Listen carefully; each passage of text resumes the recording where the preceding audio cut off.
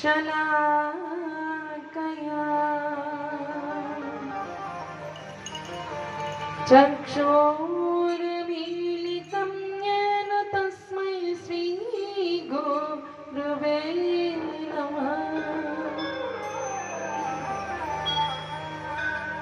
जानकी वल्लभ लाडले प्यारे श्री हनुमान,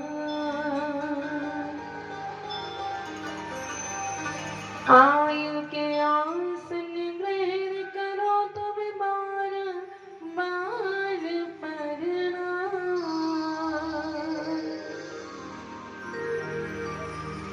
राधारमण वाधारण मंगल करना श्रीशान,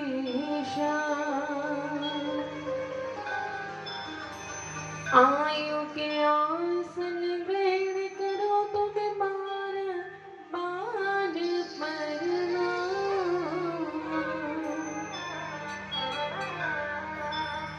मेरी भवगाधारो नटवरनंद किशोर,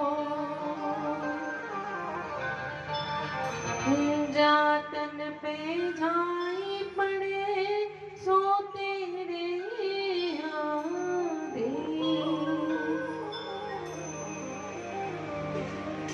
जय जय श्री राधा रमण, जय जय नवल किशोर, जय गोपी चित चोर प्रभु, जय जय माखन चोर। श्री कृष्ण चैतन्य प्रभु नित्यानंद, श्री अद्वैत गदाधर शिव सदि गौर भक्त वृंद। हरे कृष्ण कृष्ण कृष्ण हरे हरे, हरे राम राम राम हरे हरे। श्री गणपति महाराज की जय हो, श्री सद्गुरुदेव महाराज की जय हो, श्रीमद् भागवत महापुराण की जय हो, सुखदेव जी महाराज की जय हो, शंकर भगवान की जय हो, सियावर रामचंद्र भगवान की जय हो, हनुमंत लाल की जय हो, ज्वाला मैया की जय हो, भोला हरि की जय हो, लाडली श्री राधा रानी की जय हो, भोलेनाथ देवता की जय हो। जय जय श्री राधे, जय जय श्री राधे, जय जय श्री राधे। निताई गौड़ हरि बोल।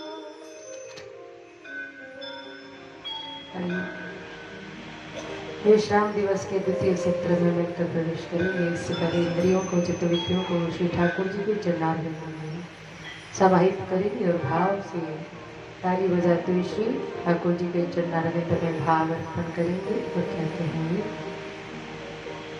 हो राधे गोविंद गोविंद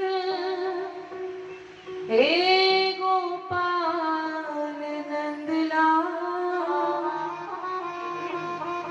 राधे गोविंद गोविंद हे गोपाल नंदलाल, हो राधे गोविंद गोविंद हे गोपाल नंदलाल, राधे गोविंद गोविंद हे गोपाल नंदलाल, राधे गोविंद गोविंद हे गोपाल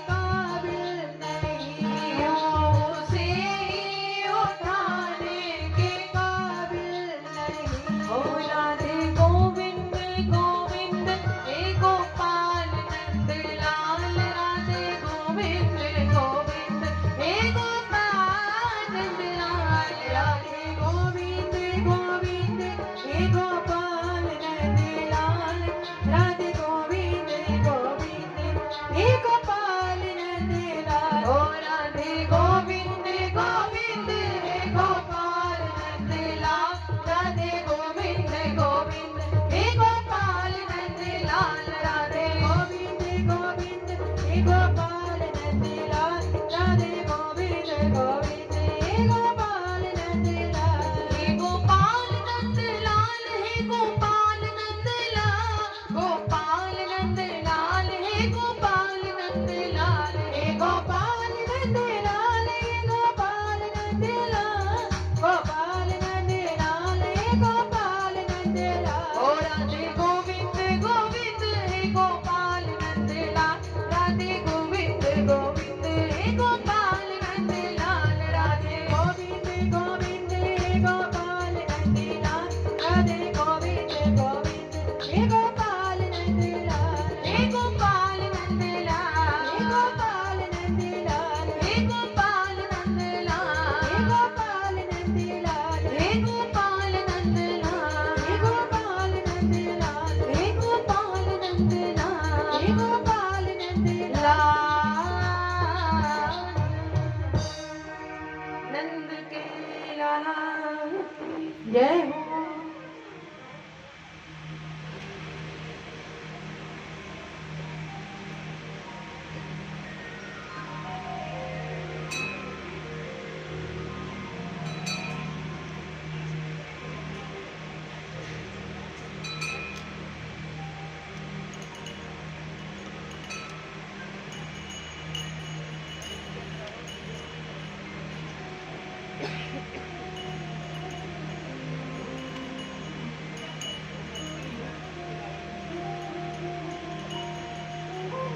रणवीर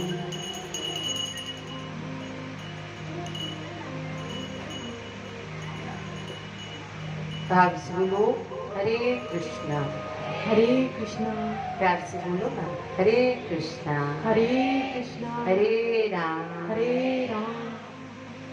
जीवन का एक ही मूल मंत्र जो गुरुदेव हमें प्रदान करते हैं वो है हरि का नाम। उस परम ब्रह्म परमात्मा का नाम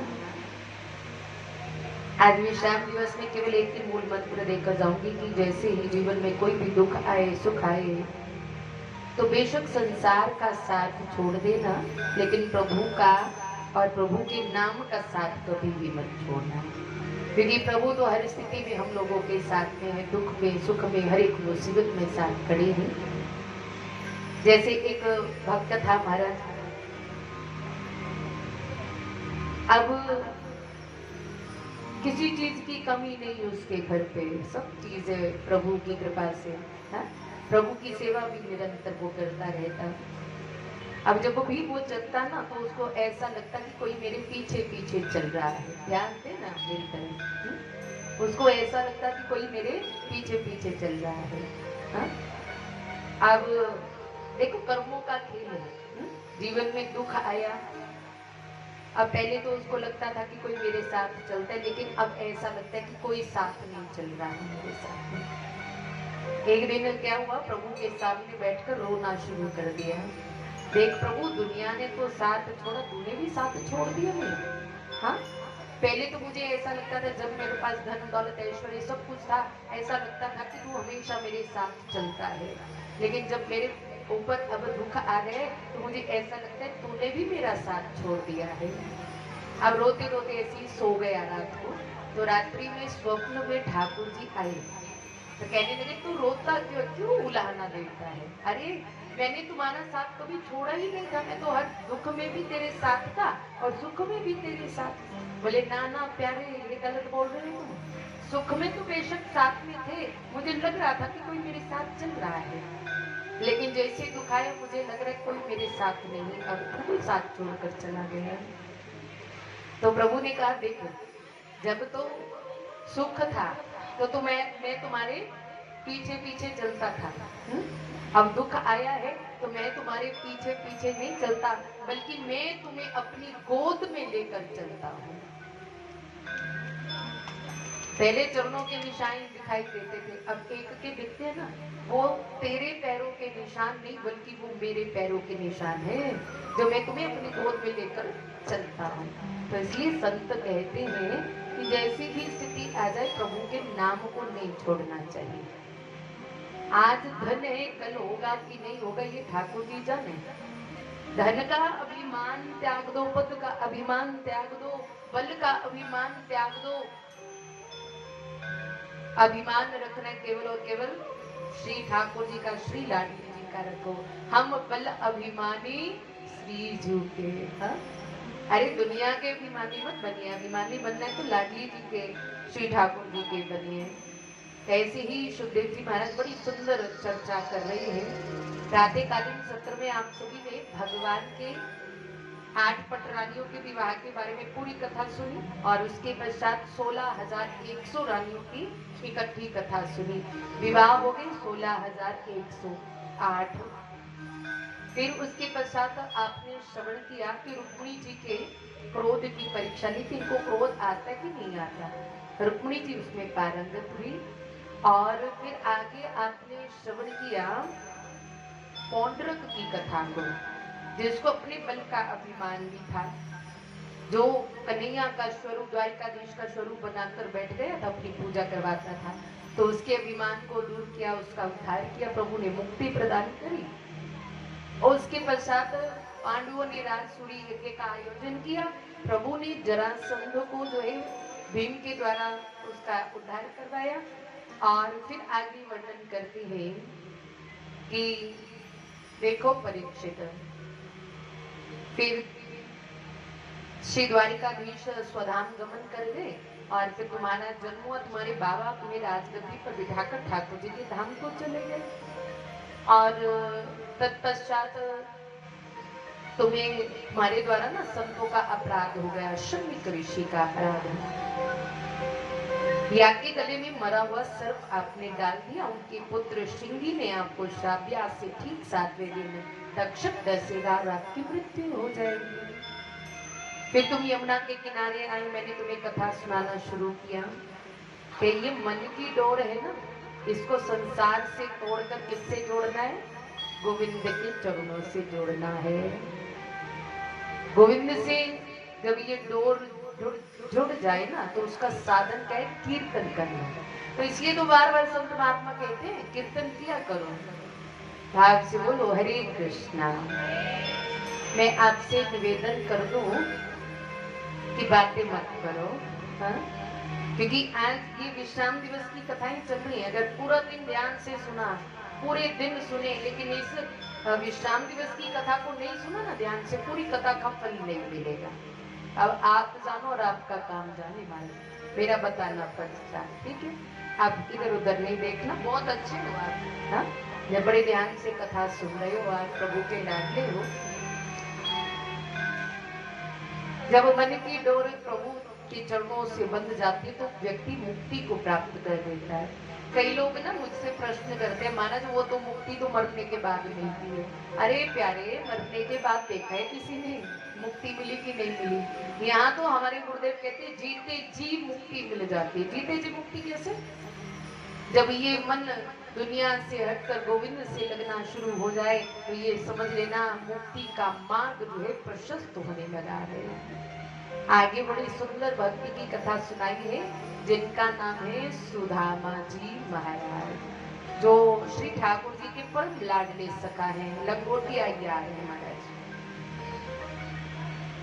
हमने छोटी क्लासेस में हिंदी की पुस्तिका में पढ़ा है कि सुदामा जी महाराज टूटी फूटी झोपड़िया में रहते थे,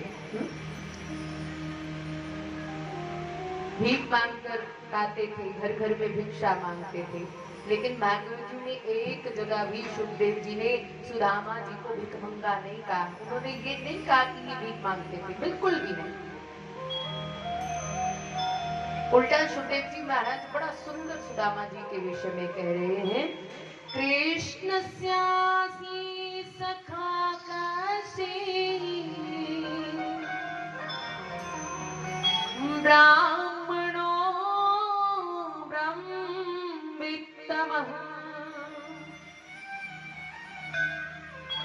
विरक्तयेन्द्रियार्थेषु प्रशान्तात्मा जितेन्द्रियः।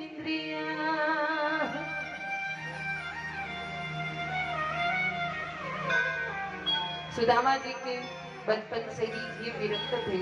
इन्होंने अपनी इंद्रियों को अपने वश में कर लिया था। सुदामा जी महाराज का प्रशांत मन है। महाराज सुदामा जी ने जीवन में एक बार भी भिक्षा नहीं मांगी। देखो, ब्राह्मणों का अधिकार दान लेना है, भिक्षा मांगना नहीं है। यदि भिक्षा मांगता है तो ब्राह्मणत्व जो है उसका नष्ट होता है। और को धन चाहिए बावरी, ब्राह्मण को धन केवल भिक्षा। ब्राह्मण यदि भिक्षा मांगता है तो ब्राह्मणत्वता नष्ट हो जाती है। उसको कभी भीख नहीं मांगनी चाहिए।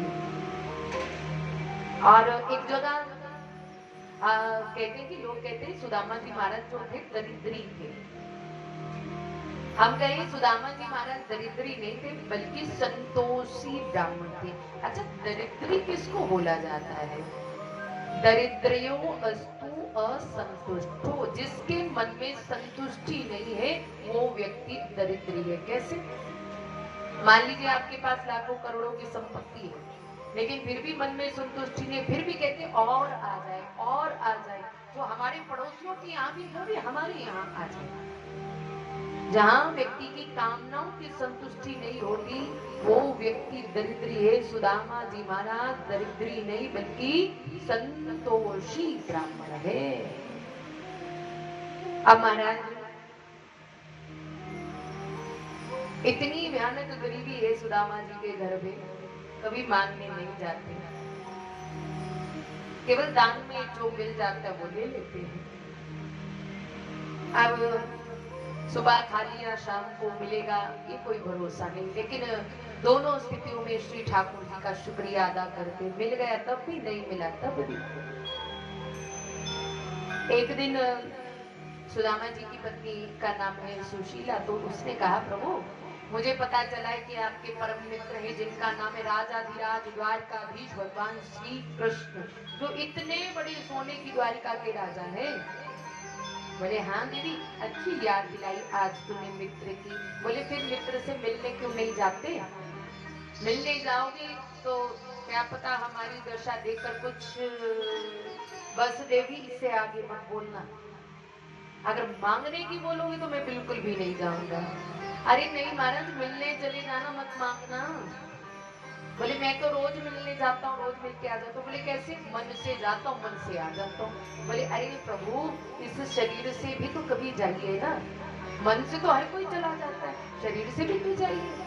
अब सुशीला जी के मन में है कि मेरे पतिदेव इतने संतोषी, कभी नहीं मांगेंगे, कभी ये तक नहीं कहेंगे कि मेरे घर में कितनी गरीबी है, कितना दुख है। अगर द्वारकाधीश पूछेंगे भी ना तो ये एक ही बात बोलेंगे, इतना सुखी हूँ, इतना तो कोई संसार में सुखी नहीं जितना मैं हूँ।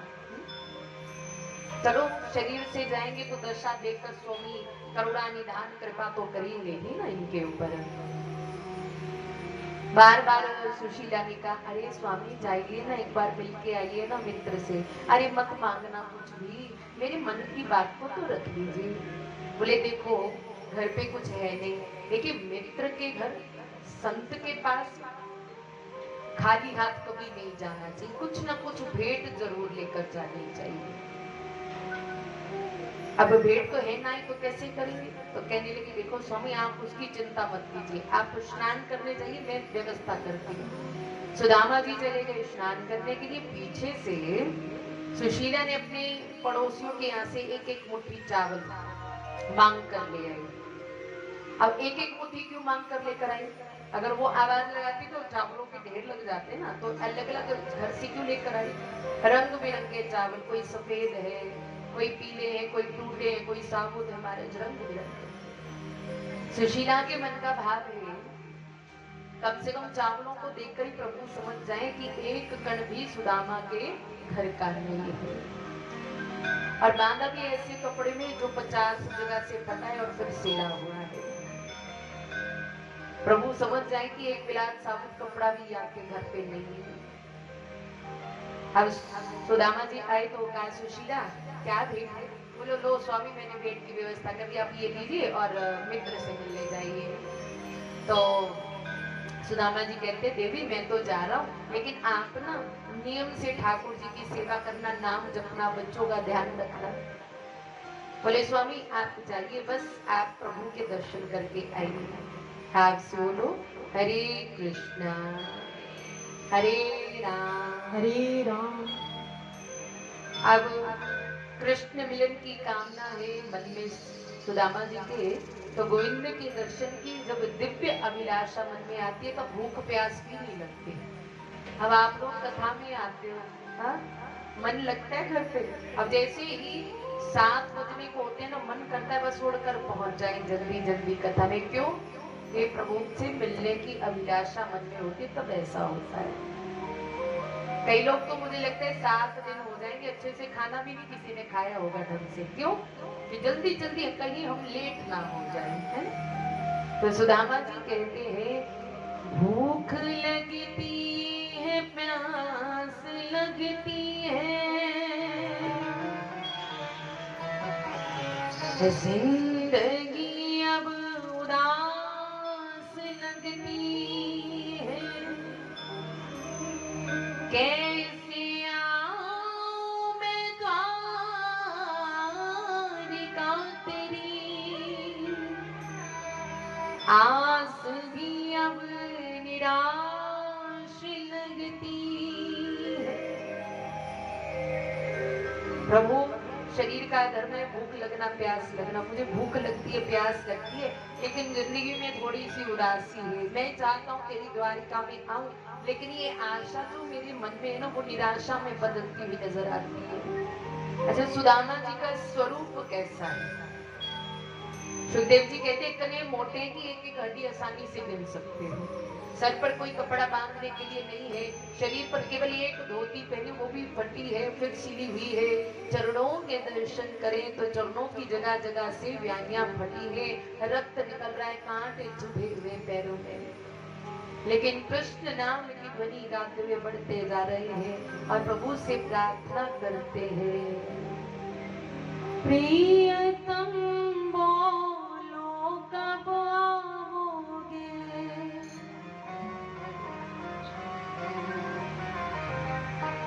साजन बोलो कब आओगे, मोहन बोलो कब आओगे, मोहन बोलो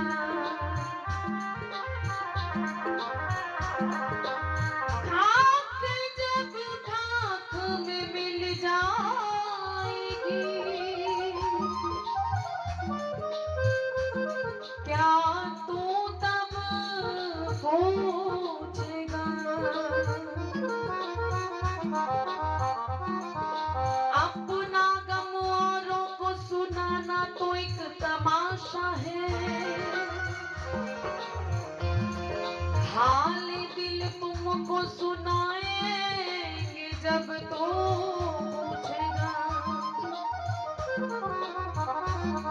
जिसे देखने के लिए जी रहे हैं वो पर्दे पे पर्दा किए जा रहे हैं।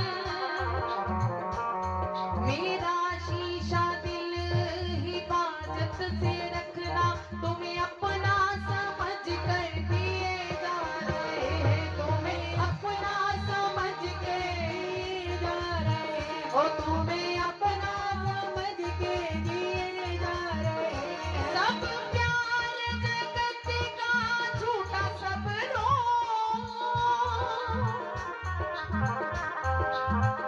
कुछ मान अपने भाग्य का था। आज समझी मेरे प्यारे, वो भी तो प्यारे फूटा है, वो भी तो प्यारे फूटा है, वो भी तो प्यारे फूटा है। ओ बिगड़ी बनाने वाले क्या, आज तू भी मुझसे रूठा है। कुछ मान भाग्य का अपने किताब,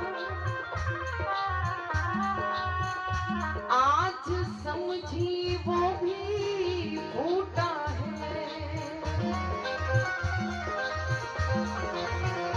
हंसते इठलाते प्यार भरे,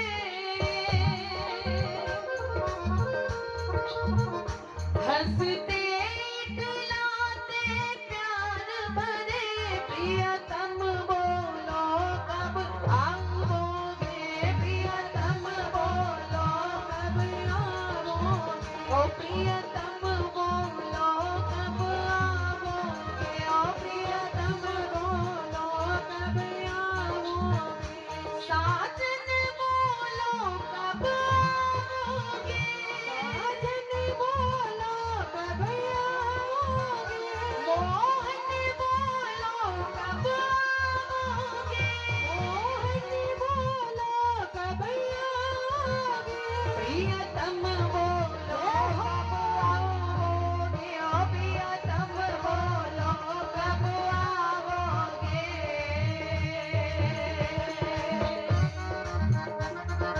श्री राधे हरि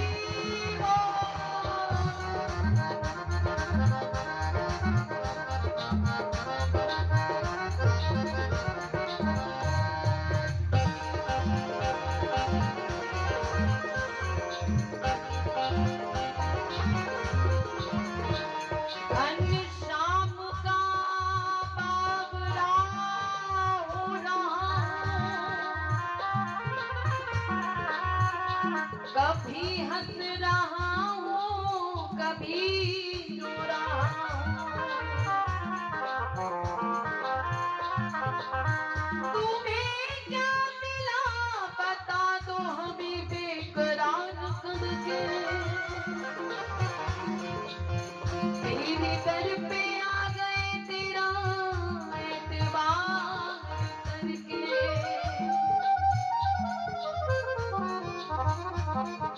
एक बार तो दे दो दर्शन,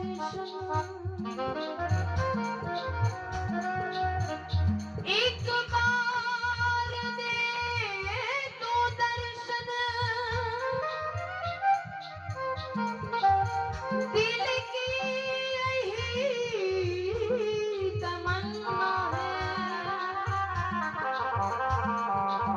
कहीं दम मेरा ना निकल जाए, तेरा इंतजार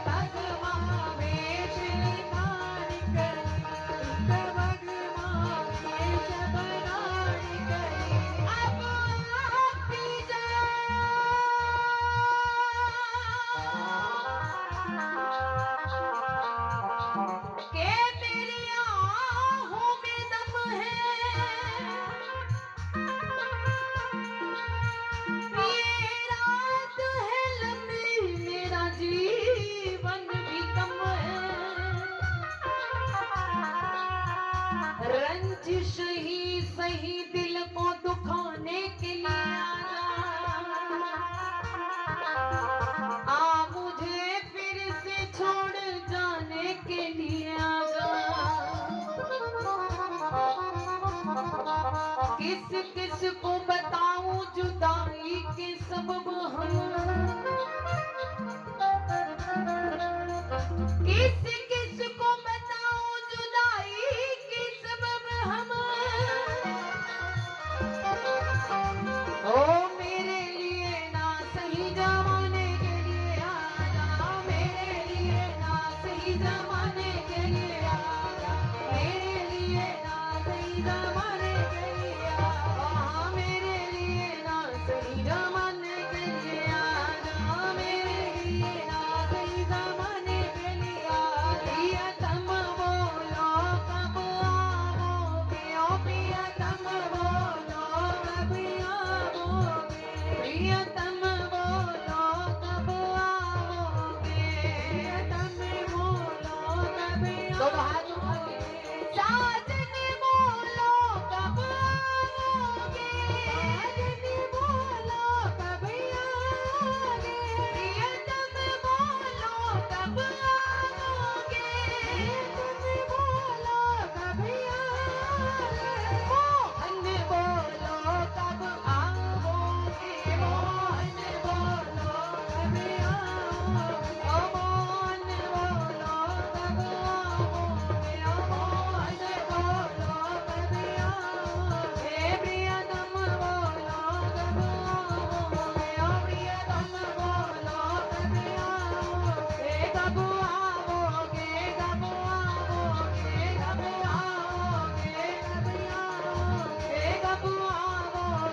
कब आओगे कब आओगे कब आओगे कब आओगे कब आओगे कब आओगे कब आओगे कब आओगे तेरे प्यारे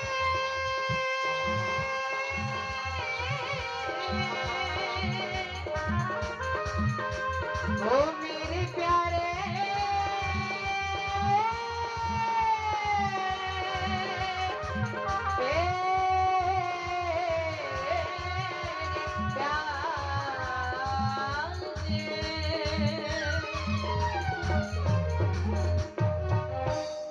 प्रियतम बोलो कब आओगे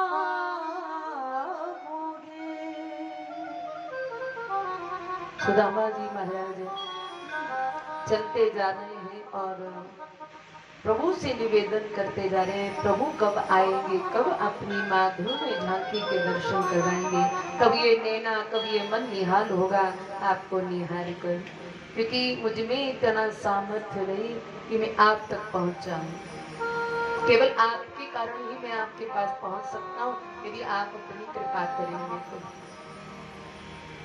आज तक जीवन जिया है केवल आप ही के सहारे आगे का जीवन चलेगा केवल आपके सहारे मैंने ये सुना है आप तो करुणा के सागर हैं कभी किसी के अवगुणों को नहीं देखते केवल एक गुण पर दया निजी जाते हैं आप कहते हैं ना कोई एक पग आए तो मैं 60 पग चल के आता हूँ अब मैं आपकी तरफ आया हूँ तो प्रभु अब आपको दर्शन देने पड़ेंगे जाना कहीं था पहुंच के कहीं होते होते यमुना के किनारे पर पहुंचे तो देख रहे हैं कि कोई नाव वाला है अब बैठ गए कोई आएगा तो पार होंगे इतने में एक नाव वाला आ गया महाराज कहने लगा रे कोई पार जाने वाला है सुदामा जी ने जैसे ही सुना तो दौड़कर कहा भैया आप मुझे पार जाना आप मुझे पार लगा दोगे बोले हाँ महाराज हमारा काम ही है बैठिए ना जैसे ही बैठने लगे तो उस केवट ने इशारा किया कुछ है भी है या ऐसे ही है तो सुदामा जी ने हाथ जोड़े भैया बिना कुछ लिए पार करोगे ना है तो मेरे पास तो कछु है ना है मुझे पार नहीं जाना 100 बार गर्ज पड़े तो श्री द्वारिकाधीश यहीं पर दर्शन दे दे आकर मुझे नहीं जाना तो केवट कहते अरे भैया बैठो तो सही आप जैसे ब्राह्मणों को संतों को रोज 2-4 को मैं फ्री में पार लगा देता हूँ आप बैठिए बैठ गए माला जब कर रहे सुदामा जी केवट ने देखा तो मुस्कुराने लगे देखकर अच्छा भैया कहाँ जा रहे हो आप बोले मैं ना द्वारिका जा रहा हूँ। बोले क्यों? बोले जो द्वारिका के राजा है ना, राजा विराज भगवान श्री कृष्ण, वो मेरे परम मित्र है, मेरे लंगोटिया यार है, तो मैं उससे मिलने के लिए जा रहा हूँ। तो केवट हंसने लगा, अच्छा वो तेरा मित्र है? अरे महाराज काहे की ठिठोली कर रहे, कहाँ वो इतने बड़े राजा और कहाँ की निहायती गरीब ब्राह्मण। बोले वो गरीबों ये नहीं देखता था, गरीबी अमीरी नहीं देखता, किसी के नाम को, स्वरूप को, वस्त्रों को, खान पान को नहीं देखता, वो तो केवल मन के भाव को देखता है। अच्छा केवट जी, आप मुझे बता देंगे द्वारिका कितनी दूर है? बोले आपकी दशा को देखे ना तो 2-4 साल हो सकते हैं पूरे लग जाएंगे। अब किनारे पर लगाया, बैठ गए, आधी धोती पहनी है, आधी ओढ़कर मिट्टी का तकिया लेकर सो गए महाराज। अब प्रातः चार जैसे ही उनकी आंख खुली तो क्या देखा, बड़ी बड़ी अट्टालिकाएं, चारों तरफ जो है लोग घूम रहे, जय श्री कृष्ण करते जा रहे हैं। अब किसी से पूछा ये कौन सी नगरी? बोले महाराज ये द्वारिका नगरी है। बोले देखो कितनी कृपा की, सोते सोते पहुंचा दिया मुझे। अच्छा यहाँ पे जो द्वारिकाधीश जी है उनका महल कौन सा है? बोले वो सामने बड़ा सा महल दिखा है जहाँ पर द्वारपाल खड़े हैं। बोले हाँ जी। बोले वही है। अब सुदामा जी गए, द्वारपालों को प्रणाम किया और कहा देखो महाराज मुझे ना द्वारिकाधीश के दर्शन करने, वो मेरा बचपन का यार है। अब अगर हमारे और आपके जैसे होते ना तो हंसने लगते, मजाक बनाते। अब वो तो दोनों रोने लगे, चरणों में गिर गए, कहने लगे हमारे महाराज के तो मित्र आप जैसे ही होते हैं, यहाँ इंतजार कीजिए, मैं ना थोड़ा संदेश देकर आता हूँ। सुदामा जी वहां पर बैठ गए, द्वारपाल भीतर चले गए महाराज। अब श्री द्वारिकाधीश जो है ना विश्राम करने वाले थे, तो द्वारपाल भीतर आ गए। तो द्वारपालों से प्रभु ने कहा अरे इस समय आपको नहीं पता मैं आराम करता हूँ? महाराज हमें पता है, लेकिन एक निहायत ही गरीब ब्राह्मण आया है। नाथ एक भिक्षुक खड़ा, विप्र सुदामना, हमें बताया कुछ नहीं, कहता कृष्ण सुकान। द्वार पर एक न्यायती गरीब ब्राह्मण आए हैं, अपना नाम सुदामा बता रहे हैं। हमने काम पूछा तो कहते मुझे तो द्वारिकाधीश से ही काम है। जैसे ही नाम सुदामा सुना तो प्रभु कहते हैं वो ना हुई मेरा मित्र ना हो। पर वैसे संसार में बहुत लोगों के नाम सुदामा है, तो क्या पता वो ना हो। तुमने उनको उनके दर्शन किए? हाँ जी किए महाराज। बोले स्वरूप कैसा है? तो स्वरूप का वर्णन हाथ जोड़कर द्वारपाल करके क्या कह रहे हैं, शीश पगाना,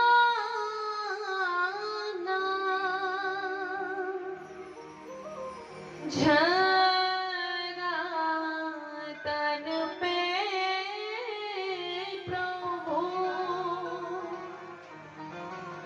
जान को आई बसो कहिगा,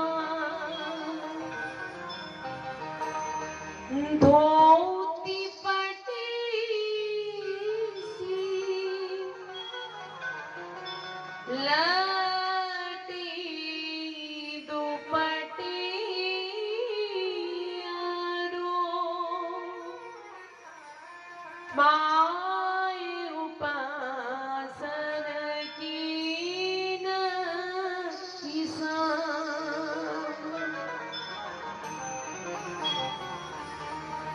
द्वार खड़ो द्विज, दुर्बल एक हो, चकी सो बसो धीरा,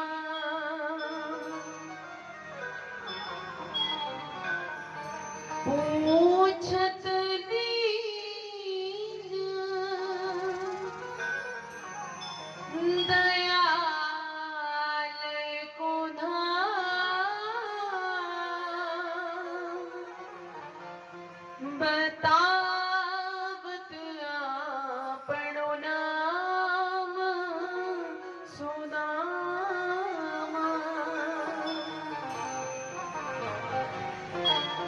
द्वारपाल कहते हैं अगर स्वरूप का वर्णन करें तो इतने मोटे हैं, एक एक हड्डी आसानी से गिर सकते हैं महाराज।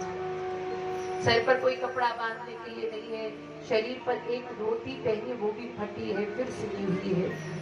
चरणों के दर्शन करें तो जगह जगह से ब्याइयां फटी है, रक्त निकल रहा है, कंकड़ कांटे चुभे हुए हैं महाराज। हाथ में एक छड़ी वो भी टूटी फूटी सी है। बार बार द्वार पर खड़ी होकर एक ही निवेदन करता है कि मुझे प्रभु के दर्शन करवा दीजिए, वो मेरे बचपन के मित्र हैं। और जैसे ही स्वरूप के विषय में श्री द्वारिकाधीश ने सुना कि ऐसा स्वरूप तो किसी और का हो ही नहीं सकता, ये तो वही मेरा परम मित्र है।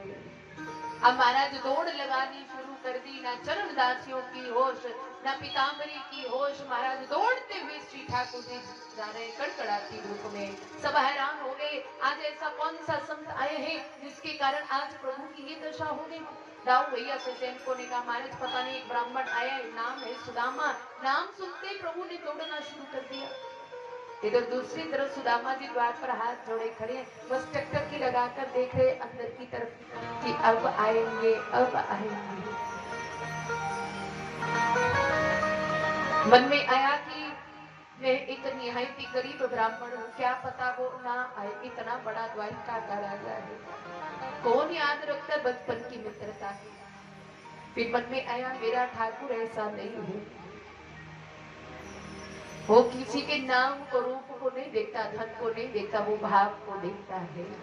मैं अगर मेरा भाव सच्चा होगा ना तो अवश्य आएंगे मुझे दर्शन देने के लिए।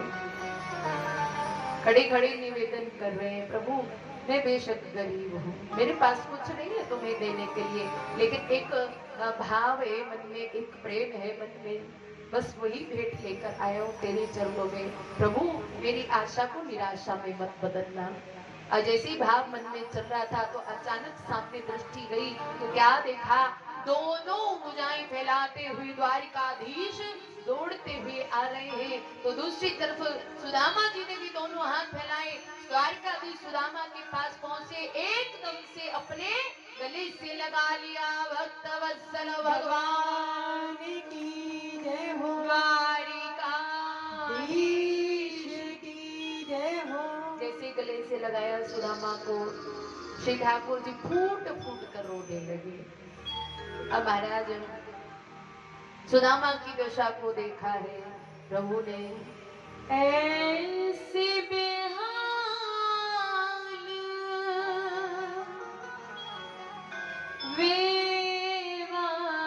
वेवाइन सो पग कंटक लाल लगे पुनि जोय।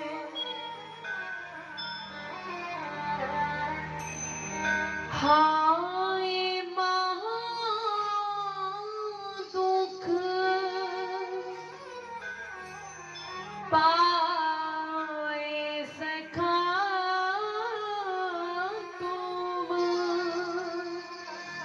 आईते न कीते दीन खोए।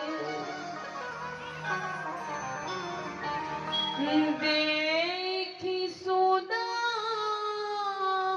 की दीन दशा,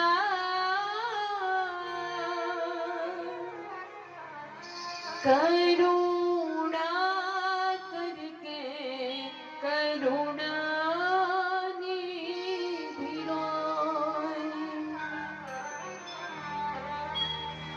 पानी परात को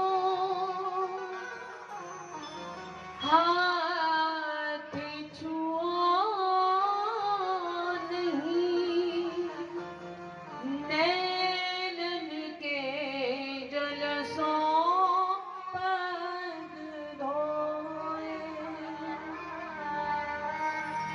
प्रभु ने जैसे ही सुदामा जी के चरणों को देखा, जगह जगह से ब्याहियां फटी, रक्त निकल रहा है, कांटे कंकड़ चुभे हुए हैं।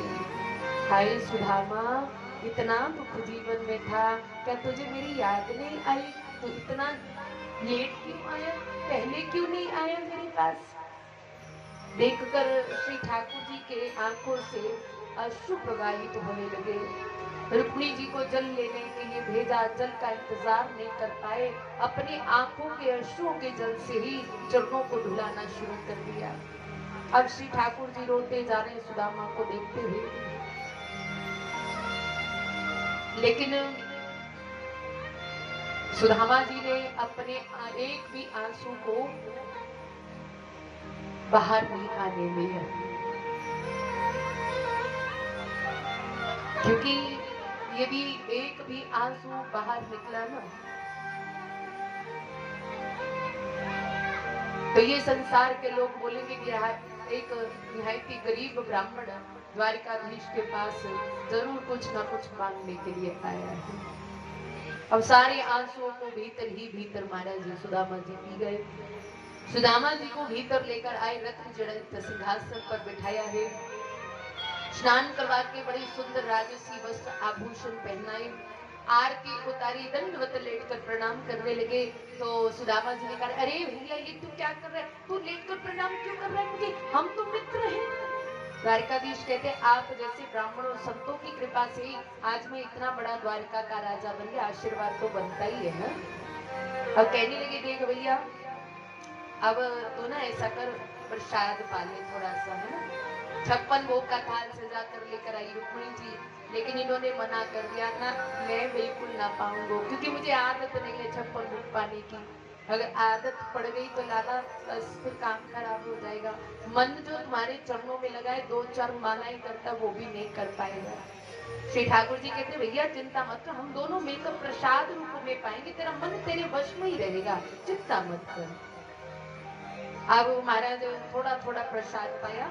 रुक्मिणी जी पंखा चल रही हैं और ये सोच रही हैं, इस ब्राह्मण ने कौन सी तपस्या की होगी, कौन से उसके ऐसे पुण्य कर्म है कि जिसके साथ में ये द्वारिकाधीश बैठे, अपने हाथों से जिसको द्वारिकाधीश भोग प्रसाद पा रहे हैं, बहुत ही सत्कर्म किए होंगे इसने। अब भोग प्रसाद हो गए और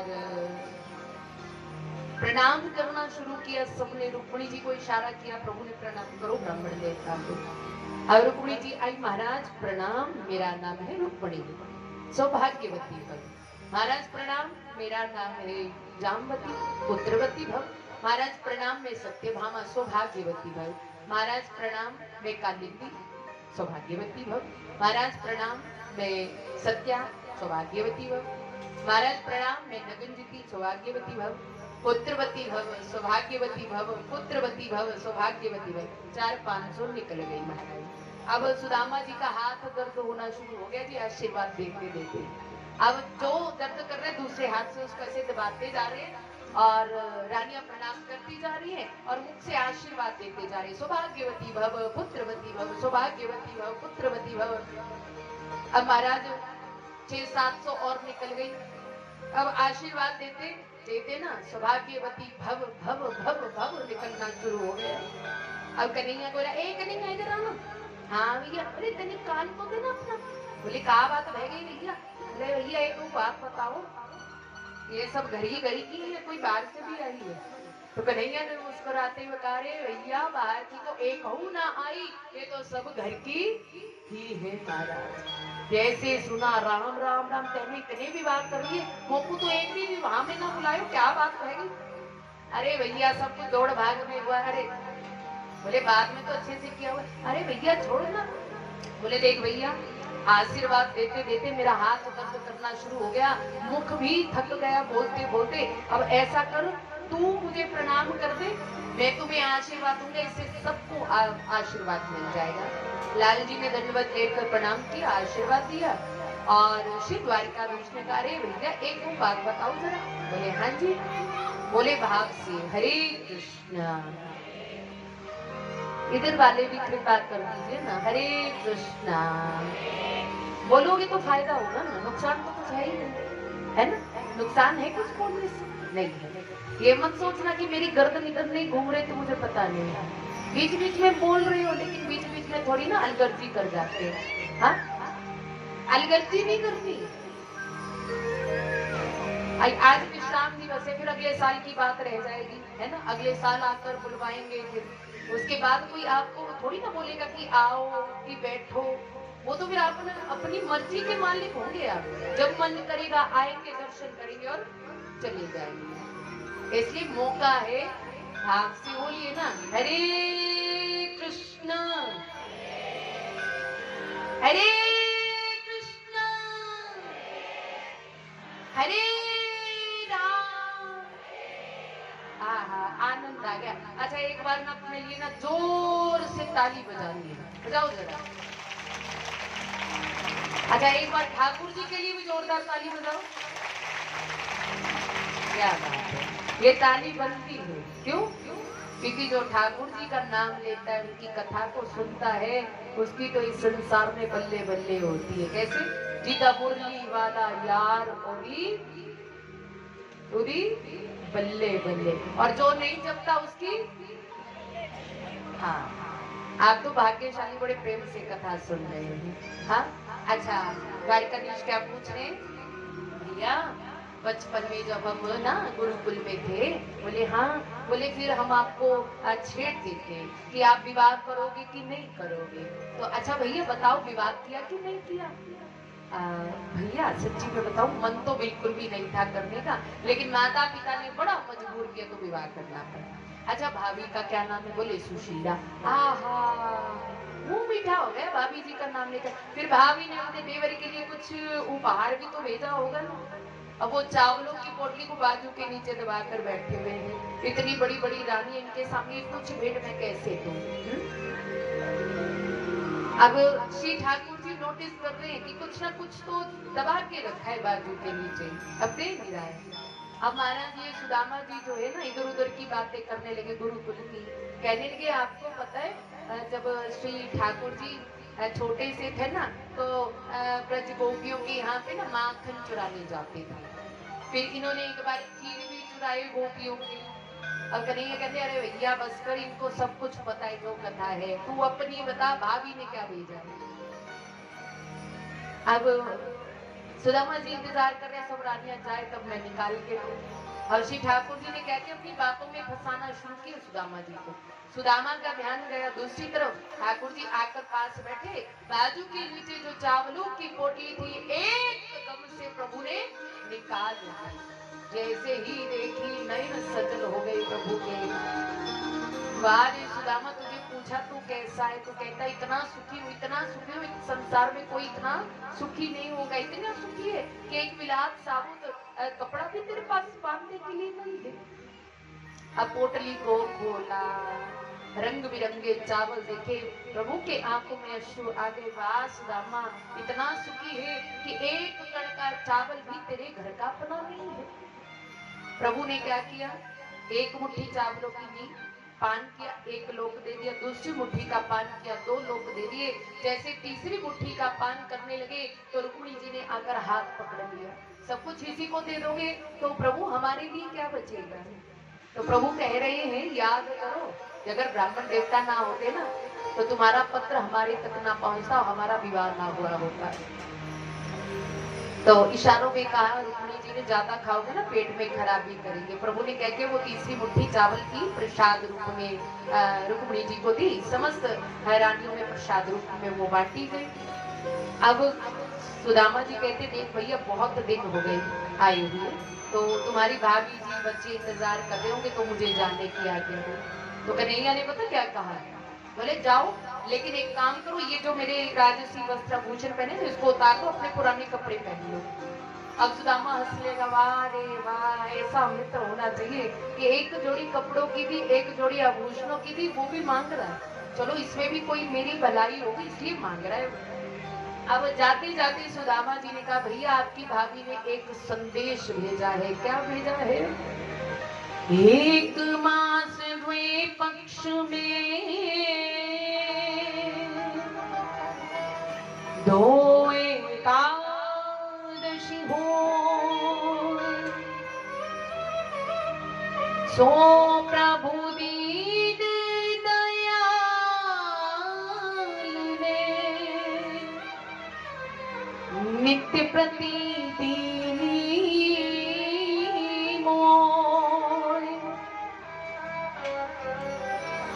एक महीने में 2 पक्ष हैं, कृष्ण पक्ष और शुक्ल पक्ष, और 2 एकादशी आती हैं। संसार के लिए है 2 एकादशियां, लेकिन आपकी कृपा से प्रभु मेरे घर में तो हर रोज एकादशी होती है। जैसे प्रभु ने सुना तो कहने लगे, भैया भाभी को मेरा संदेश देना, होनी थी सो हो गई, अब ना ऐसी हो, भाभी तेरे भवन में नित्य द्वादशी हो।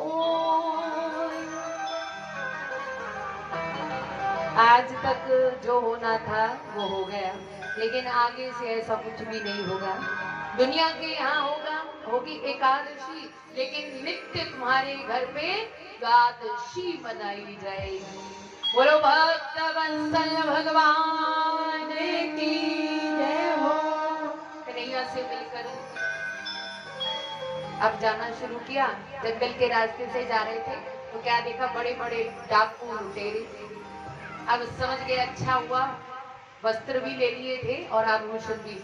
अगर मेरे पास होते ये तो मुझे मार देते और आभूषण वस्त्र छीन कर ले जाते, क्योंकि ठाकुर जी जो भी करते हैं बिल्कुल अच्छे के लिए करते हैं। होते होते अपने गांव पहुंचे तो क्या देखा, अपनी झुपड़िया ढूंढ रहे हैं, लेकिन उनकी झुपड़िया कहीं नहीं मिली। अब मन में सोचा कि हो ना हो मैं भूल से कहीं वापिस द्वारिका ना आ गए हूँ, किसी से पूछ लेता हूँ। पूछा, भैया ये कौन सी नगरी है? बोले महाराज ये सुदामा नगरी है। हाँ कोई राजा होंगे। ना ना ना महाराज वो तो ब्राह्मण है, वो उनके दर्शन हो जाएंगे। बोले अभी तो हो नहीं सकते, क्योंकि वो अपने मित्र से मिलने द्वारिका गए हैं। कहने लगे मेरा नाम सुदामा है, मैं ही तो ब्राह्मण हूँ और मैं ही अपने मित्र को मिलने के लिए गया था। अच्छा भैया उनके ब्राह्मणी के दर्शन हो जाएंगे? बोले हाँ जी हो जाएंगे। अब भीतर गए हैं बुलाने के लिए, तो सुशीला समझ गई कि मेरे पति देव आए हैं। आरती का थाल सजाकर सखियों के संग में बाहर आ रही है। और दूर से देखा, अरे ये सुशीला तो नजर नहीं आ रही, ये कोई और ही, ऐसा ना मार पड़ने वाली बात हो जाए, इससे जाना अच्छा है। जैसे ही जाने लगे तो पीछे से आवाज आई। सुशीला ने कहा, स्वामी कहाँ जा रहे हैं मुझे छोड़ के? अब पीछे मुड़े, अरे ये आवाज तो सुशीला की है। जैसे पास में आई तो कहने लगे, सुशीला ये क्या, कहाँ तुम बेचारी दुबली पतली थी, कहाँ तू हृष्ट पुष्ट हो गई है? चमकीली साड़ी पहनी है, तूने जूड़ा बनाया, माथे पे बिंदी लगाई है, क्या बात है महाराज, चाल डाली बदल गई तुम्हारी। अरे महाराज आपको दर्शन चाहिए थे, ठाकुर जी के तो हो गए आपको, हाँ? और मुझे सुख वैभव चाहिए था, प्रभु ने वो मुझे दे दिया। और सुदामा जी पता क्या कह रहे हैं, देवी ऐसा करो तुम अब यही रहो, हीरे की चटनी बनाओ, सोने की रोटी बनाओ और खाओ आराम से, मैं तो जा रहा हूँ, क्योंकि मुझे यहाँ नहीं रहना। सुशीला कहती, जब आप ही नहीं रहोगे तो मैं क्या करूंगी यहाँ रहकर। दोनों जाने लगे तो भीतर से श्री द्वारिकाधीश की आवाज आई, सुदामा जी कहीं जाने की आवश्यकता नहीं, यही रहो। अरे प्रभु यहाँ रहूंगा तो मेरा मन आपके भजन में नहीं लगे, 2-4 मालाएं जो कर रहा हूँ वो भी नहीं हो पाएंगी। प्रभु कहते ऐसा करो, जितने भी संत आए, जितने भी ब्राह्मण आए ना, दोनों हाथ भर भर के दान दो, जिससे तुम्हारा मन एकाग्रचित रहेगा। इतना वैभव ऐश्वर्य प्राप्त करने के बाद भी लेश मात्र भी अभिमान नहीं आया सुदामा के मन में। अंत में गोविंद के धाम को प्राप्त किया। बोलो भक्त वत्सल भगवान की जय हो। सुदामा जी महाराज की जय हो। आगे सुखदेव जी कहते, परीक्षित श्री ठाकुर जी को ब्रजमंडल छोड़े हुए 100 वर्ष पूरे हो गए हैं। और कुरुक्षेत्र जिसे हम सईमत पंचक क्षेत्र कहते हैं, सूर्य ग्रहण के अवसर पर वहां पर महाराज यज्ञ का वासुदेव जी ने आयोजन किया, जिसमें समस्त द्वारिकावासी आए। उधर से ब्रज में से मैया यशोदा, नंद बाबा, गोपियां, ग्वालवाल और राधा रानी भी आई। अब रुक्मिणी प्यारी रानियों को पता चला कि राधा रानी आई है, तो कहती है प्रभु से, प्रभु हम राधा रानी के दर्शन कराएं? प्रभु कहते ठीक है कर आओ। अब दर्शन करने के लिए गई है। अब 7 ड्योढ़ियों को पार करना है उनको। पहली ड्योढ़ी में पहुंची तो देखा कहती कि यही राधा रानी प्रणाम करने लगी, इतनी सुंदर है। तो सब गोपियां कहती नहीं महाराज, हम राधा रानी नहीं है, राधा रानी तो आगे, हम तो उनकी सहचरियां हैं।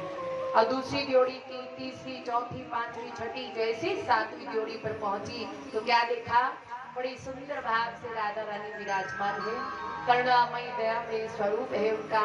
समस्त गोपियों ने आस पास से उनको घेर कर खड़ी हुई, हाथ जोड़कर उनकी सेवा में लगी है। देखो राधा रानी का नाम, राधा रानी का स्वरूप इतना आनंददायक है, वो मत, क्योंकि बिन राधा के ठाकुर जी मिलने वाले नहीं है, क्योंकि व्रज की अधिष्ठात्री है राधा रानी। अगर व्रज में जाना है तो श्री लाडली जी की कृपा से आप जा सकते हो, अगर आप बोलो अपने बल पे तो बिल्कुल भी नहीं। और अगर ठाकुर जी से निवेदन करेंगे कि ब्रज में बुला लो, वृंदावन बुला लो, तो वो पहले क्या करते हैं, परीक्षा लेते हैं कि ये आने लायक है भी है कि नहीं। अगर राधा रानी से आप निवेदन करते हो ना, तो लाडली जी इतनी कृपा करके वो अवगुणों को नहीं देखती, वो ठाकुर जी को सिफारिश कर देती, अरे बुला लो ना, इतने सालों से बोल रहा है बेचारा, बुला लो ना।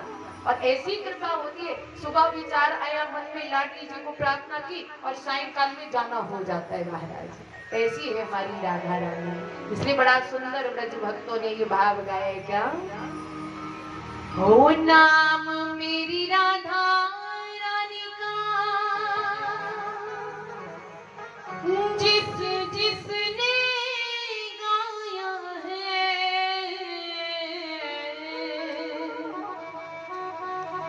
हो बाके बिहारी ने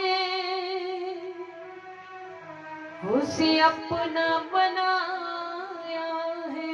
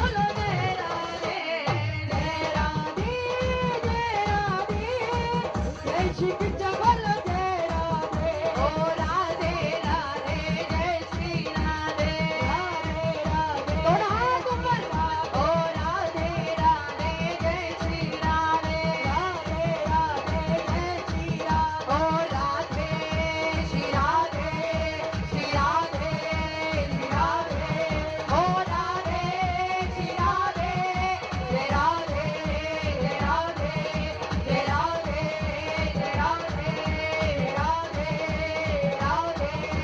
राधे राधे जय श्री राधे राधे राधे हाथ नीचे नहीं ऊपर राधे राधे जय श्री राधे राधे राधे श्री राधे ओ राधे राधे जय श्री राधे राधे राधे श्री राधे ओ राधे राधे राधे राधे राधे श्री राधे जय राधे जय राधे जय राधे जय राधे श्री राधे जय राधे जय राधे जय राधे जय राधे राधे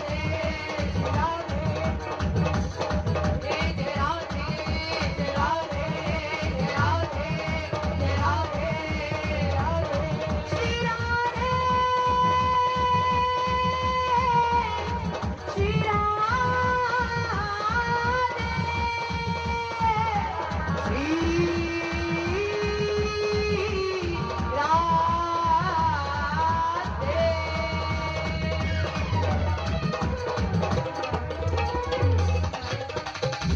बोलो राधा रानी की जय हो रानी वाली की जय हो और आज के आनंद की जय हो चलो बैठ जाओ अब नीचे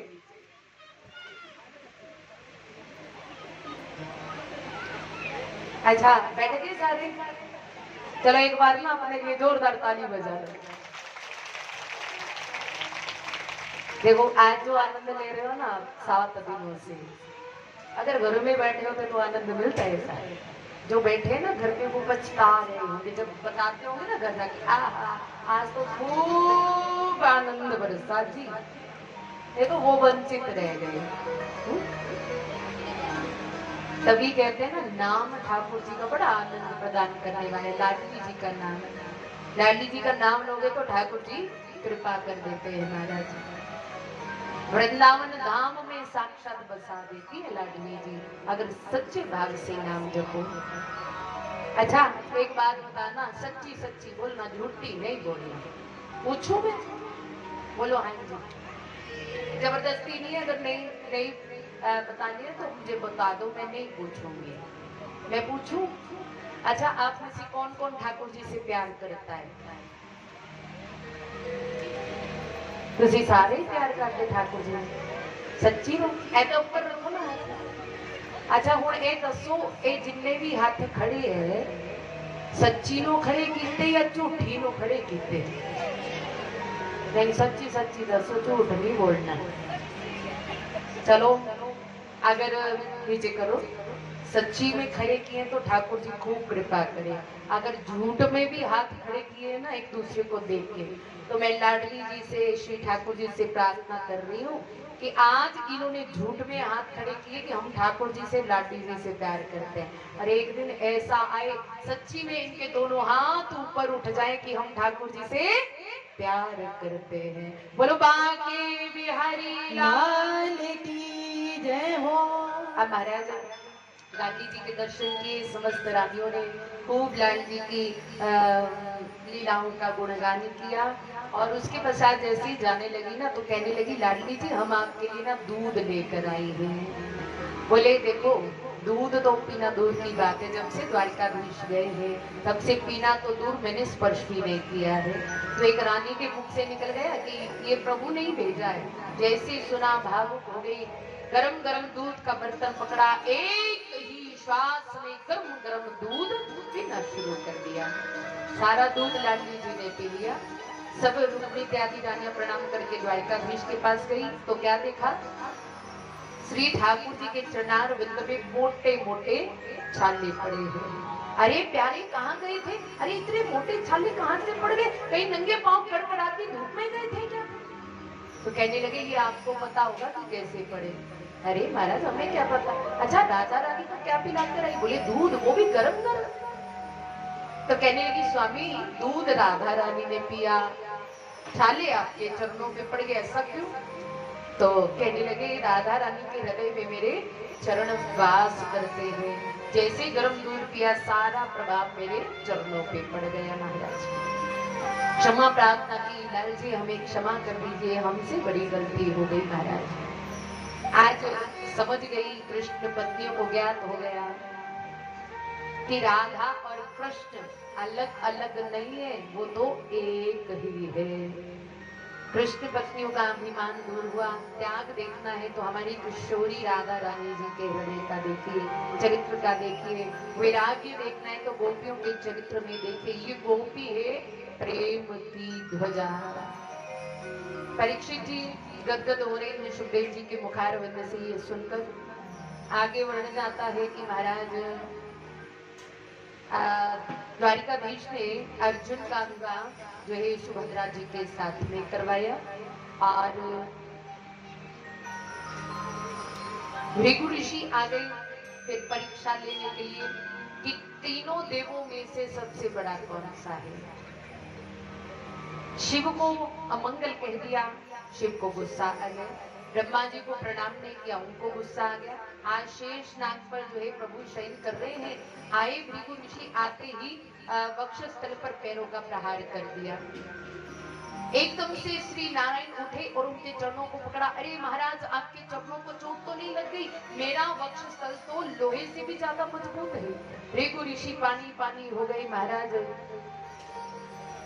कहने लगे आप कृपा के सागर, मैंने तो ऐसा कोई नहीं देखा कि कृपा की मूर्ति हो, दया की मूर्ति हो, इसलिए नारायण आप ही सर्वोत्तम है। अर्जुन अपने अभिमान को टाल नहीं पाए, लोकालोक पर्वत पार करके ब्राह्मण पुत्रों को बचा नहीं पाए, तो श्री ठाकुर जी लोकालोक पर्वत को पार करके ब्राह्मण बालकों को जो है बचा कर लेकर आए और अर्जुन के यश को उन्होंने बढ़ाया। आई अब 11वें स्कंद में प्रवेश करते हैं। 11वें स्कंद में सुखदेव जी कहते हैं परीक्षित समय समय पर भगवान अपने प्रिय जनों को उपदेश देते हैं, और आज श्री कृष्ण अपनी सुधर्मा समा पे विराजमान है, एकदम गंभीर होकर बैठे अपने पुत्रों पौत्रों को उपदेश दे रहे हैं। कह रहे हैं कि व्यक्ति कब बिगड़ता है? बिगड़ने के 4 साधन है। सुंदर रूप का होना, युवावस्था होना, संपत्ति होना, प्रभुत्व होना, और विवेक नहीं है तो चलते फिरते वो किसी के सर को भी फोड़ सकते हैं। कृष्ण पुत्रों को समझा रहे हैं कि देखो, मैं इसलिए नहीं कह रहा कि आप सुंदर हो, युवा हो, संपत्ति है, प्रभुत्व है तो मेरे पुत्र हो, इसलिए कह रहा हूँ क्योंकि आप समय समय पर संतों का अपराध कर देते हैं। ध्यान देना मेरी बात पे, भूल से भी संतों का अपराध मत कर देना, क्योंकि संत तो कुछ बोलेंगे नहीं, और जो जिससे वो प्रेम करता है ना वो परम ब्रह्म परमात्मा तुम्हें छोड़ेगा नहीं। स्वयं श्री ठाकुर जी कहते हैं साधु मह्यम हृदयम, ये संत महात्मा भक्त जन मेरा हृदय है। मैं संतन हूँ दास संत मेरे मुकुट मणि, मैं संतों का दास हूँ और मेरी मुकुट में जो मणि लगी ये सारे भक्त और संत जन ही है। चाहे वो मेरा अपना क्यों ना हो, मैं उसको क्षमा नहीं करता। अब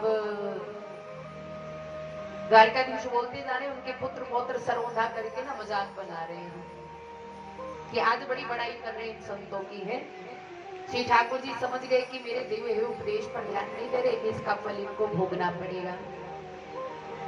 अब सप्त पिंडार क्षेत्र एक जगह है प्रभास क्षेत्र में, वहां पर बड़े बड़े संत महात्मा बैठे हैं, विश्वामित्र, असीत, कण्व, दुर्वासा, भृगु, अंगिरा, कश्यप, वामदेव, वशिष्ठ, नारद इत्यादि। आज कृष्ण पुत्र जो है सांभु को, ये सबसे छोटा पुत्र है सांभु, उनको साड़ी पहना कर ले गए, पेट पे कपड़े बांधी मानो गर्भवती स्त्री है महाराज। और संतों से निवेदन किया, देखो महाराज हमारी भाभी जी है, इनके घर में कोई संतान नहीं, अब ये गर्भ इन्होंने धारण किया तो ये चाहती है पुत्र हो जाए, अब आप बताइए कि पुत्र होगा कि पुत्री होगी। तो महाराज संतों ने ध्यान लगाया, ध्यान लगाकर देखा तो समझ गए ये कृष्ण पुत्र मजाक कर रहे हैं हमारे साथ। वैसे ही आंखें खोली, क्रोध में आकर कहा पुत्र होगा ना पुत्री होगी, बल्कि आपके गर्भ से लोहे का मूसल उत्पन्न होगा। जल्दी जल्दी डर के मारे पेट के कपड़े खोले तो लोहे का मूसल निकल आया। महाराज जाकर वसुदेव जी को, बाबा को बताया, उसको चूरा बनाकर समुद्र में फेंका। छोटा था टुकड़ा बचा, वो समुद्र में फेंका। मछली ने उसका पान किया, मछुआरे ने पकड़ा।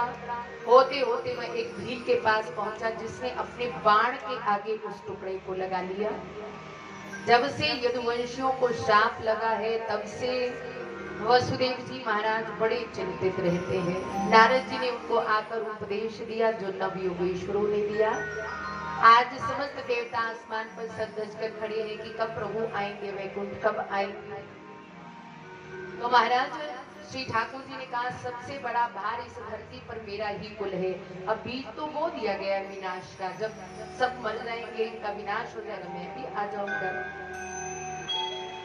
अब महाराज उद्धव जी को पता चला, प्रभु लीला विश्राम लेकर जा रहे हैं, तो श्री ठाकुर जी के पास आए। त्याग, संन्यास, वैराग्य के अद्भुत लक्षण है, उसके बारे में जाना। आगे वर्णन 24 गुरुओं का आता है कि अलग अलग गुरुओं से उन्होंने शिक्षा प्राप्त की है। पृथ्वी को गुरु बनाया उन्होंने। पृथ्वी को गुरु बनाकर ये सीखा कि हमें सहनशील होना चाहिए। सहनशील हुए बगैर संत का जीवन निरर्थक है। और दूसरा गुरु बनाया वायु को। वायु मैंने हवा। हवा जब चलती है तो दिखाई नहीं देती, केवल उसको महसूस किया जाता है।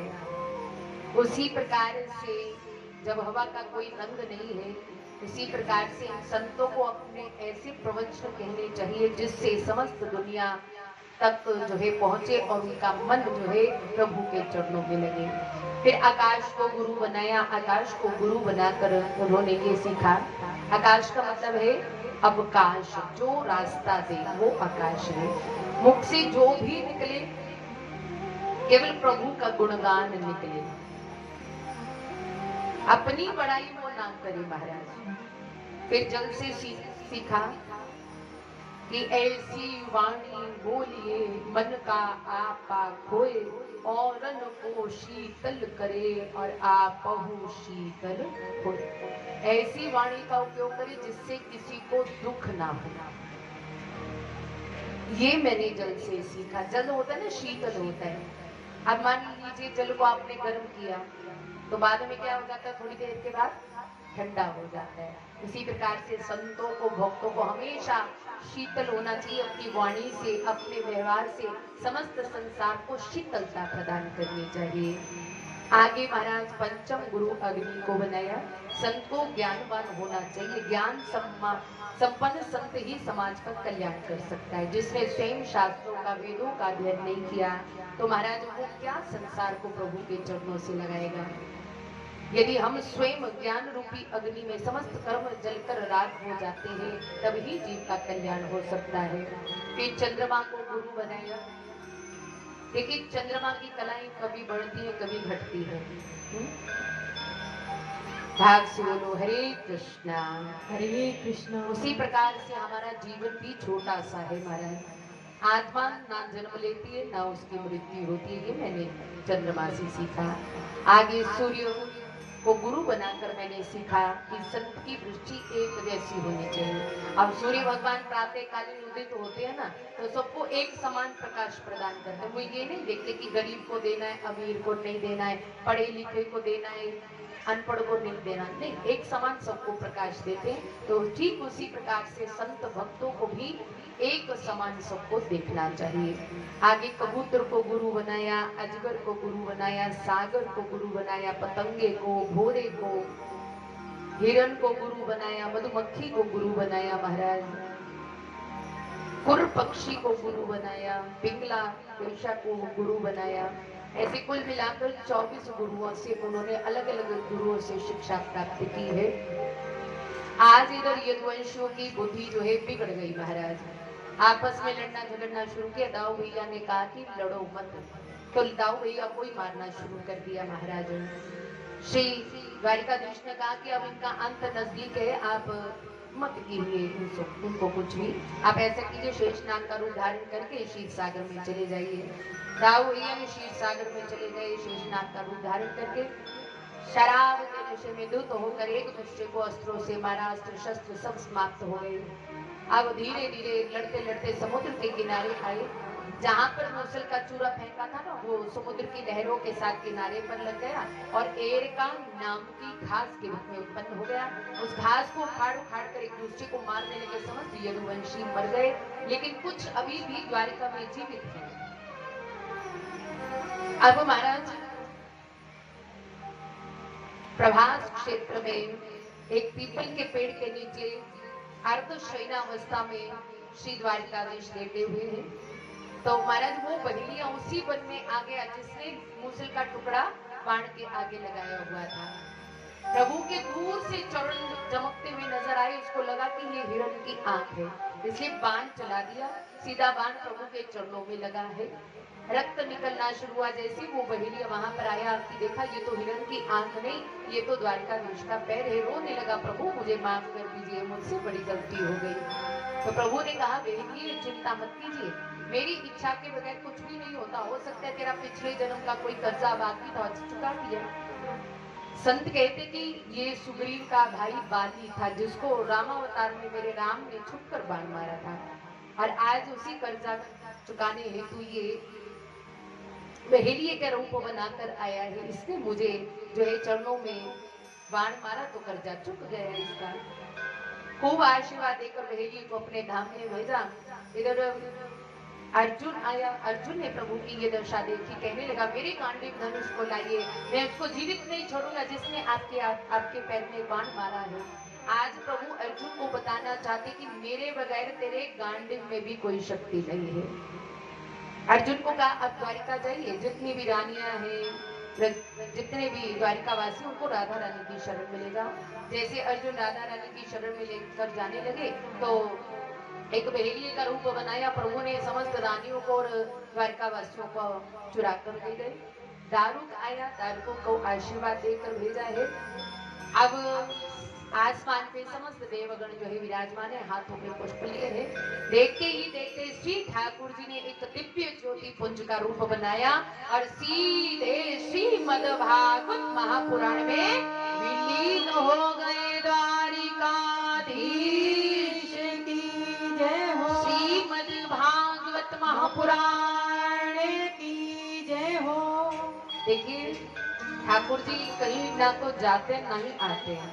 जब अधर्म फैलता है तो धर्म की स्थापना करने के लिए अवतार धारण करते, प्रकट हो जाते हैं। जब धर्म की स्थापना हो जाती तो अंतर ध्यान हो जाते हैं। लेकिन आज भी हमारे श्री ठाकुर जी राधा रानी के साथ में श्रीमद्भागवत महापुराण में विराजमान है।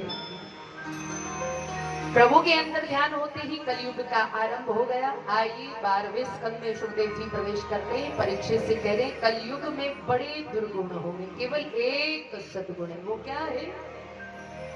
कलयुग केवल नाम आधारा,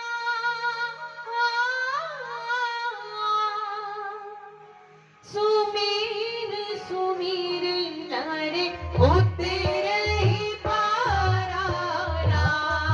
सिया राम जय जय राम, राम सिया राम जय जय राम। कलयुग केवल नाम आधारा, सुमिर सुमिर नर उतरहि पारा। सिया राम जय जय राम, राम सिया राम जय जय राम। कहते कि कलयुग में जितने मर्जी जब तक अनुष्ठान कर लो, जब तक भाव से प्रभु का नाम स्मरण नहीं करोगे तब तक भव सागर पार होने वाले नहीं हो आप। आज सुखदेव जी कहते राजन आज 7वां दिन है, आज 7 दिन होने वाले। तुम्हें कथा सुनाते सुनाते तुमने इसमें बड़े प्रश्न मुझसे किए, मैंने उत्तर भी दिए। लेकिन आज हम प्रश्न करते हैं कि मृत्यु किसकी होगी।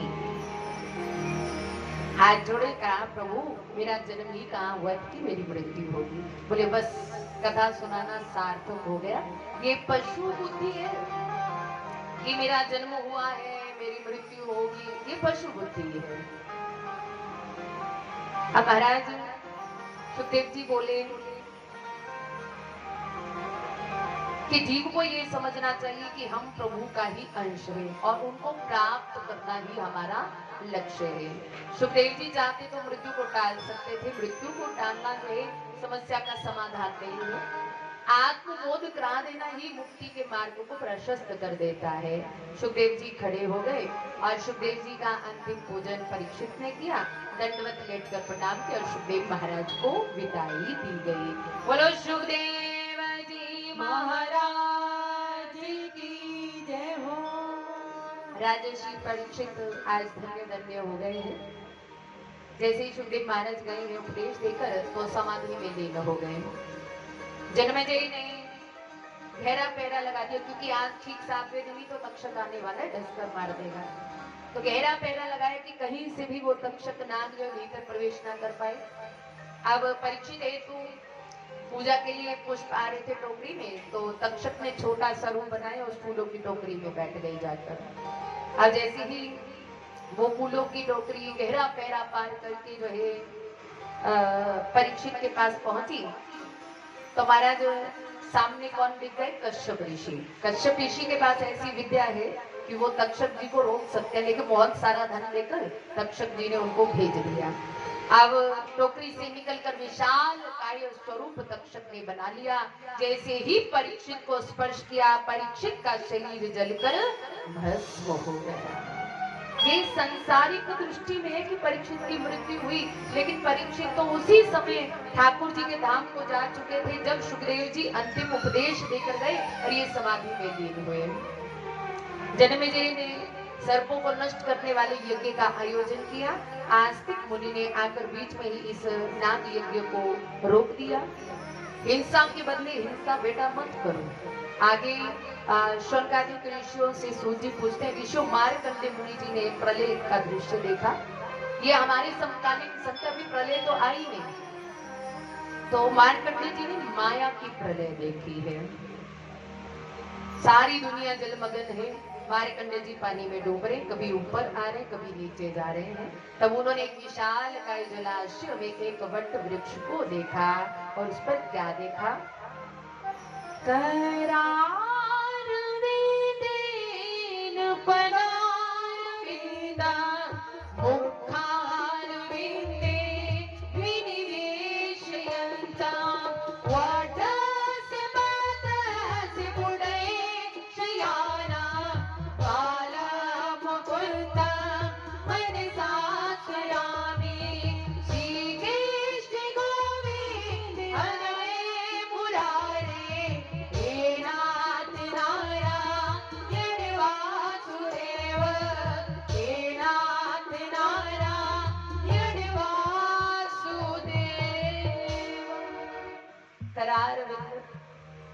चरणारविंद के अंगूठे को जिन्होंने अपने मुख में दे रखा है, वट के पत्ते पर शयन करने वाले गोविंद को दोनों हाथ जोड़कर हम प्रणाम करते हैं। गोविंद के मुखार बिंद को खोलकर आकर्षण किया, मार्कंडेय जी उदर में चले गए। गर्भ में जाकर सारी दुनिया को देखा तो मार्कंडेय जी कहते हैं कि मुझे माया के प्रलय ने देखी। जोर से प्रभु ने श्वास बाहर के पानी में गिर गया कि तो प्रभु मुझे तो केवल भक्ति चाहिए, तो भगवान शिव ने उनको भक्ति का वरदान दिया। भागवत जी में 10 लक्षण है। वो कौन से? सर्ग, विसर्ग, स्थान, पोषण, कुटी, मन मंत्र कथा, ईशानु कथा, निरोध कथा, मुक्ति और आश्रय।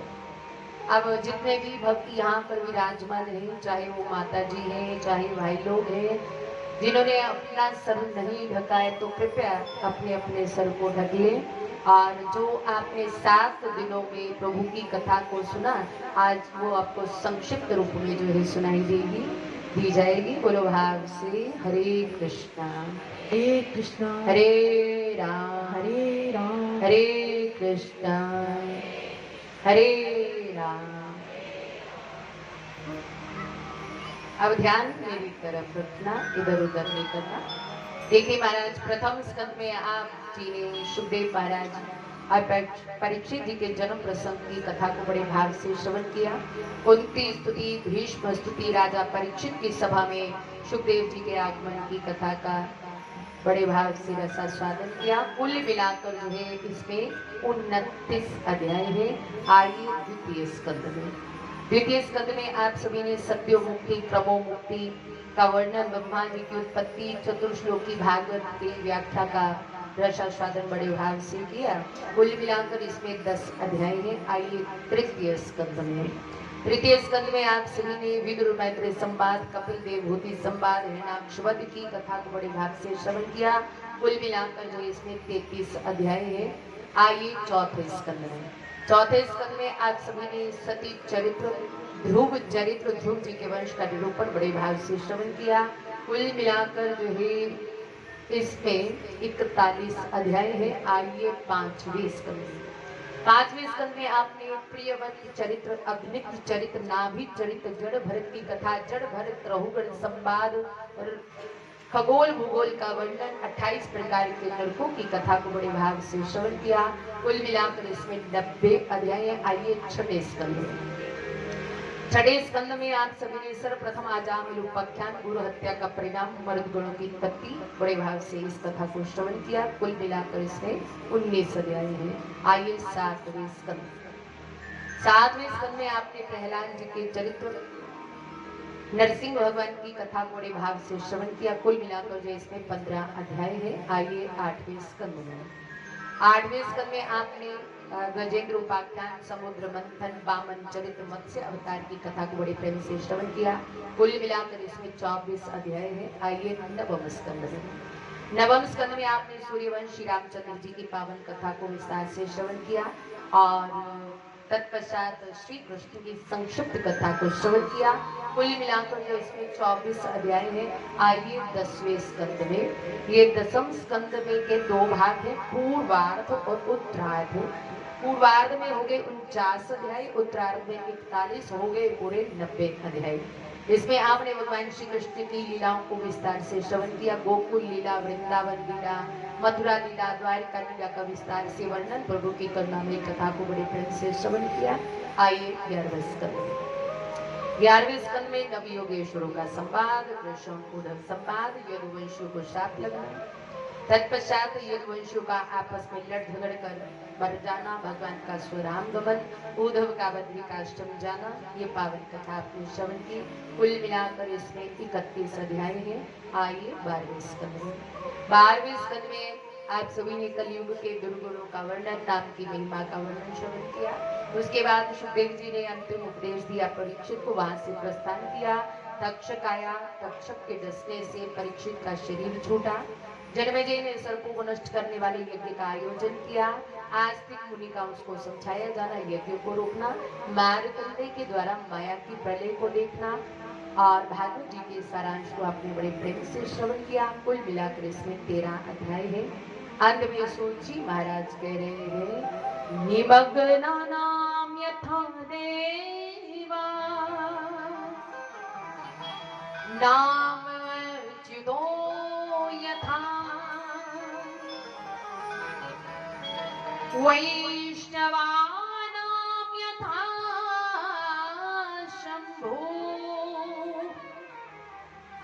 प्रपुराणानामिदं यथा। बहने वालों में जैसे गंगा मैया श्रेष्ठ है, देवताओं में अच्युत भगवान कृष्ण श्रेष्ठ है, वैष्णवों में भगवान शंकर श्रेष्ठ है, वैसे ही पुराणों में श्रीमद् भागवत महापुराण सबसे श्रेष्ठ है और सर्वोत्तम है। क्षेत्रों में जैसे काशी श्रेष्ठ है, पुराणों में सर्वोत्तम है भागवत जी। भागवत पुराणों का तिलक है, वैष्णवों का परम धर्म है, परमहंसों की संहिता है, भक्ति ज्ञान वैराग्य की त्रिवेणी जिसमें बहती है, ऐसी भागवत रूपी त्रिवेणी का जो अवगाहन करता है, उसमें डुबकी लगाता है, उसको गोविंद प्राप्त हो जाते हैं। आइए अब दोनों हाथ जोड़े, भागवत जी के अंतिम मंत्र का सब मिलकर उच्चारण करेंगे। पहले हम बोलेंगे, उसके पश्चात आप बोलेंगे। नाम संकीर्तनम यस्य, नाम संकीर्तनम यस्य, सर्व पाप प्रणाशनम, सर्व प्रणामो दुःखशमनस्तम् प्रणामो दुःखशमनस्तम् नमामि हरिं पदम् नमामि हरिपरम् नाम संकीर्तनं यस्य नाम संकीर्तनं यस्य सर्वपापप्रणाशनम् सर्वपापप्रणाशनम् प्रणामो दुःखशमनस्तम् प्रणामो दुःखशमनस्तम् नमामि हरिं पदम् नमामि हरिपरम् नाम संकीर्तनं यस्य नाम संकीर्तनं यस्य सर्वपापप्रणाशनम् सर्वपापप्रणाशनम् प्रणामो दुःखशमनस्तम् प्रणामो दुःखशमनस्तम् नमामि हरिं पदम् नमामि हरिपरम् नमामि हरिं पदम्। जिनका नाम संकीर्तन समस्त प्रकार के पापों को, दुखों को, कष्टों को दूर करने वाला है, ऐसे परमात्मा को, ऐसे श्री हरि को, ऐसे भगवान श्री कृष्ण को दोनों हाथ जोड़कर हम प्रणाम करते हैं, बार बार वंदन करते हैं। श्रीमद् भागवत महापुराण की जय हो सुखदेव जी महाराज की जय हो आज की आनंद की जय हो।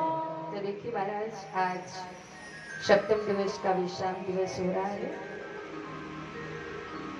आप सभी ने पूरे 7 दिन तक, रात, सुबह भी, शाम को भी बड़े भाव और प्रेम से ठाकुर जी की परम पावन कथा का रसास्वादन किया। मैं पहली बार आई हूँ यहाँ पर इस मंदिर में, तो मुझे यहाँ आकर बड़ा आनंद आया, कथा कहने का भी मुझे बड़ा आनंद आया।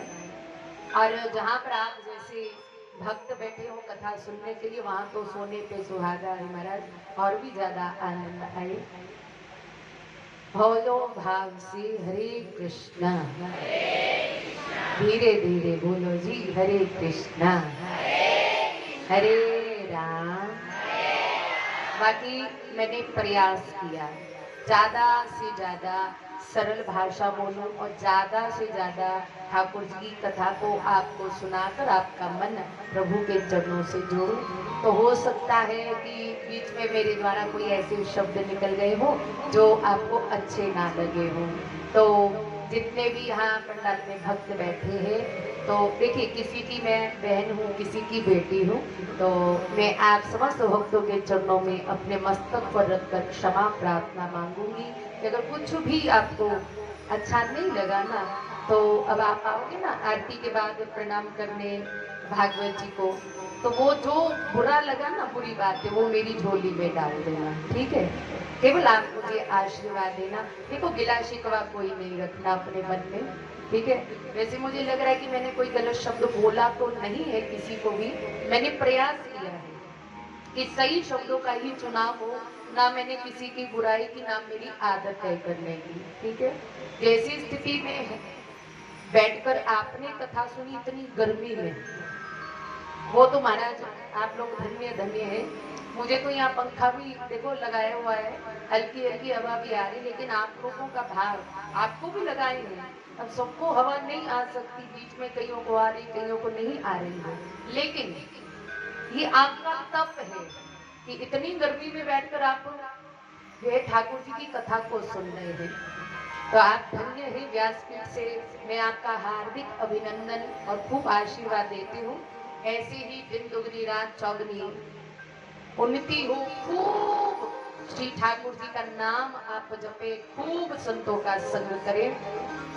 और खूब आभार सबसे पहले इस मंदिर कमेटी का, हमारे बड़े भैया पंकज भैया हैं, यशपाल भैया हैं, और बाकियों के तो मैं चलो नाम नहीं जानती, जो भी कार्य करता है। देखो मैं देख रही हूँ 7 दिनों से भी पहले से ये सेवा में लगे हुए हैं कि ये चीज ना रह जाए, ऐसा ना हो जाए।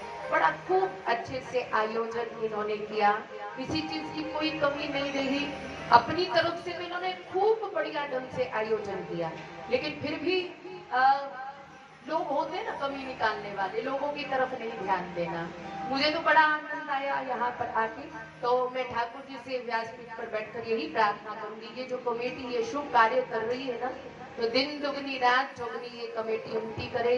ऐसे ही ये भव्य भागवत जी के ठाकुर जी की कथा के आयोजन करते रहे। और सबसे बड़ा आशीर्वाद यही है कि निरोग रहे, निरोग रहेंगे तो आयोजन भी बड़े अच्छे ढंग से होगा। देखिए ऐसी सेवा पहली बार मैंने देखी कि कमेटी की तरफ से भक्तों को श्री ठाकुर जी दिए जा रहे हैं, श्री राधा रानी प्रदान की जा रही, और मुझे भी दी है इन्होंने। देखो सामने बैठी है मेरी लाडो, है मुस्कुरा रही है बैठकर। ऐसी इनका कार्य जो है बड़ा ही आनंददायक है जो ये कर रहे हैं।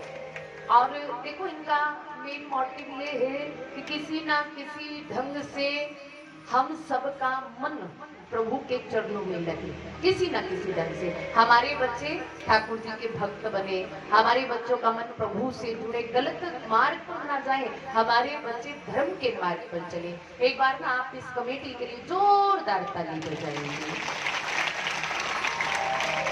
और बहुत बहुत आभार हमारे विप्रगण पंडित जी का, जिन्होंने नियम से 7 दिन तक ठाकुर जी की खूब अच्छे ढंग से पूजा अर्चना करवाई। इनके ऊपर भी श्री ठाकुर जी खूब कृपा करें और दिन दुगनी रात चौगनी उनकी करें, खूब प्रभु के नाम का सुमिरन करें। एक बार पंडित जी के लिए भी जोरदार ताली। और खूब खूब आभार हमारे संगीत परिवार का जो हमारे साथ में आया है। तो कीबोर्ड पे हमारे हैं सोनू भैया, और पैड पे है हमारे मंगू भैया, और तबले पे हमारे हैप्पी भैया, और कोर्स पे हमारी पूजा जी। तो एक बार इनके लिए जोरदार ताली बजाएंगे। व्यासपीठ से खूब खूब अभिनंदन, खूब आशीर्वाद। इन्होंने 7 दिन तक जो है श्री ठाकुर जी की कथा में अपनी संगीत की सेवा प्रदान की, दिन दुगनी रात चौगनी उन्नति करें और खूब ठाकुर जी के नाम का सुमिरन करें।